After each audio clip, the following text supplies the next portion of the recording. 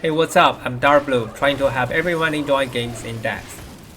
Welcome back to Grim Dawn PAINLESS Guide, a guide aiming to make this game more accessible. In this video, we'll be covering a very important topic, especially for the campaign stage, monster infrequencies, along with the entire rarity mechanic of Grim Dawn. Let's start with the rarity in this game. From the lowest to the highest, you have white, yellow, green, blue for epic, and purple for legendary. These 5 rarities can be divided into 2 groups. White, yellow, and green gears are with affixes. On the contrary, epic and legendary gears have no affix, so what attributes they have are totally fixed. Their only randomness is what values each attribute is rolled. As a result, epic and legendary gears are in fact simpler, while the lowest 3 rarities are more complex. So let's dive in a bit deeper. As you can see here, each gear in this game is comprised of a base part, a prefix, and a suffix. Each of the 3 components has its own rarity, and the actual rarity of this gear is the highest one of the 3. For example, a green gear may be comprised of a white base, a yellow prefix, and a green suffix. You may have noticed that your game doesn't show the individual rarities of base and affix as my game does. This is because I've installed a mod called Rainbow Filter, which you can Google to find how to install. If you don't want to or cannot have this mod installed, you can still manage to tell the gear's actual individual rarity.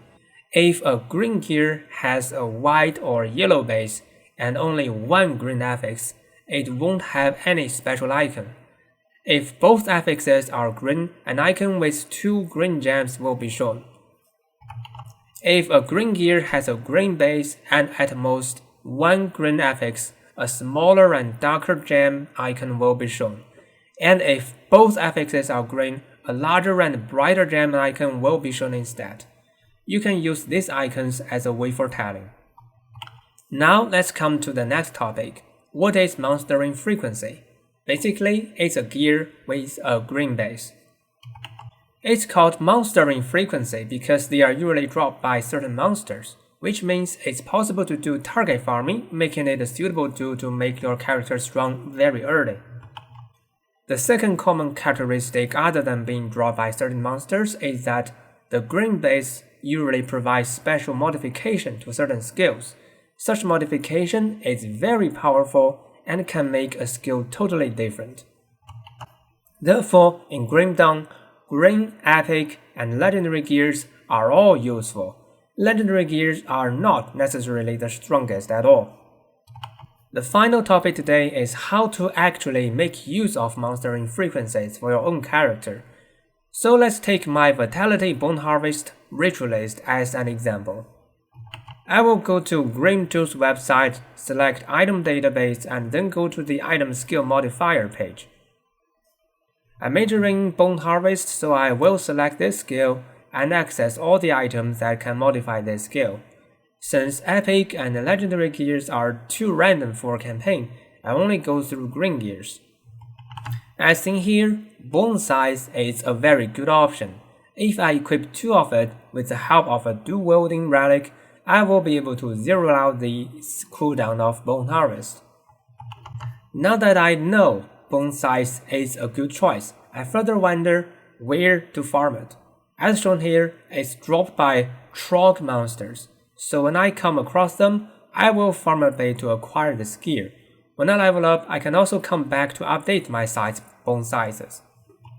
This clip shows my combat experience before I get this gear, and this clip is how I fight with this gear. Totally different, right? This clearly shows that how much difference monster infrequencies can make. Besides monster infrequencies for my main damage dealer skill, those for my supporter skills can also be useful. As a ritualist, I'm making use of Call of the Grave, Harbinger of Souls, and Devouring Swarms, and more. So I also need to look up their monster infrequencies. For example, here I find that Coven Cask, a helmet, can make this skill reduce more vitality resistance, so it's a good option as well. Follow what I have done and you could find out what monstering frequencies are good for your own character, making yourself strong early in the campaign. By the way, you may have heard a statement that a build with more monstering frequencies is harder to implement. This is because monstering frequencies require you to grind for random affixes, while epic and legendary gears have no affix at all. However, during campaign, you don't need to care about affix too much, so monstering frequencies are in fact very easy to grind at this stage. Besides monstering frequencies, some green-based items can be obtained from faction stores, which is also an important part of power during early gameplay. The faction mechanic will be introduced in future videos along with other tips for the late campaign stage. If you want to play games into depth together with me, don't forget to like and subscribe. Thanks for watching, see you around.